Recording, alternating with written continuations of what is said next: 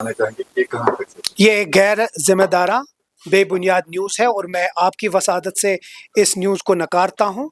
और ये जो एक न्यूज़पेपर ने, लोकल न्यूज़पेपर ने ये न्यूज़ करे है, ये बहुत ही एक गैर ज़िम्मेदाराना न्यूज़ है। मैं इसको बिल्कुल साफ अल्फाजों में नकारता हूँ। जहाँ तक उस न्यूज़ में फ़ारूक अब्दुल्ला साहब की बात है, फ़ारूक अब्दुल्ला साहब बॉम्बे में थे और वो बॉम्बे से सिर्फ कुछ मिनटों के लिए या घंटों के लिए दिल्ली आए और उसके बाद आगे चले गए। और जहाँ तक अरेंजमेंट की बात कही है सीएम और होम मिनिस्टर की, क्या चीफ मिनिस्टर साहब को होम मिनिस्टर से मिलने के लिए कोई अरेंजमेंट होनी चाहिए?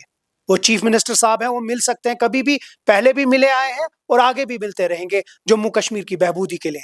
लेकिन हमने बीजेपी के खिलाफ इलेक्शन लड़ा, हम आज भी उसी तरह बीजेपी के पॉलिसीज के खिलाफ हैं, उनकी जो जो उनने 2019 में किया या जो जम्मू कश्मीर के लोगों के खिलाफ उनकी पॉलिसीज है, उनके खिलाफ है।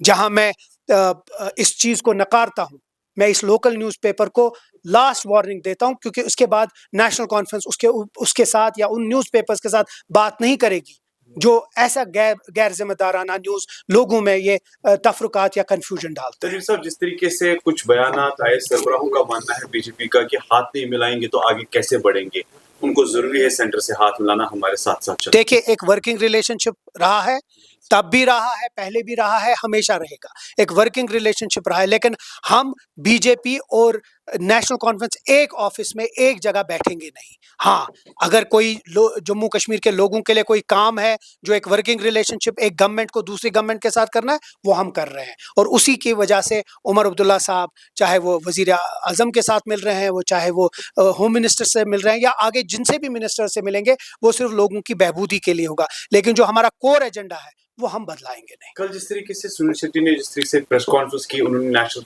कॉन्फ्रेंस को टारगेट बनाया, कहा मैनिफेस्टो में जो भी वादे किए थे अभी कितने दिन मुकम्मल हो चुके हैं, वो सबके सामने खाली झूठे हैं, काम कुछ नहीं हो रहा। इस बात को मैं आपको एक चीज आगे ले जाऊंगा कि अगर ऐसी जो न्यूज होती तो क्या उनका स्पोक्स पर्सन हमारे खिलाफ बोलता? उनके जो स्पोक्स पर्सन हमारे खिलाफ इसीलिए बोल रहा है क्योंकि हम लोग उनको बाहर नहीं निकलने दे रहे हैं। लोग हमारे साथ हैं, हमारे मंशूर के साथ है और हमने वादा किया है कि ये मंशूर हम 5 साल में पूरा करेंगे। अभी 3 महीना हुआ है, हम बार बार हुकूमत हिंद से कह रहे हैं कि हमारा स्टेटहुड हमें रेस्टोर हो, ताकि यहाँ के जो मसाइल हैं उनका हम इजारा कर सके, जल्द से जल्द यहाँ के मसाइल हल हो। लेकिन उसके साथ साथ जो जम्मू कश्मीर के जो हुकूक है उनको हम वापस लाना चाहते हैं। कोई एश्योरेंस मिली होम मिनिस्टर की तरफ से सीएम साहब को? देखिए, उमर अब्दुल्ला साहब ने कल मीडिया के साथ भी बात की है।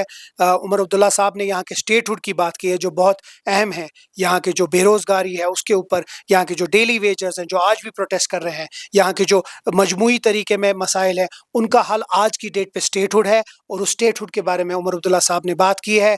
उमर अब्दुल्ला साहब ने बारामूला, सोपोर की बात की, कठुआ की बात कही है कि वैसी चीज़ें नहीं होनी चाहिए और उसमें एक टाइम बाउंड इंक्वायरी होनी चाहिए। उसी के साथ साथ ऐसी चीज़ें जम्मू कश्मीर के लोगों को दूर ले जाएंगे, न कि पास लाएंगे। यहाँ के जो बजट सेशन है उस पर बात हुई है, यहाँ के जो गवर्नेंस मॉडल है उसके ऊपर बात हुई है, और सबसे बड़ी बात है कि हमारा स्टेटहुड का रेस्टोरेशन उस पर जल्द से जल्द हो, उसके ऊपर बात हुई। शुक्रिया।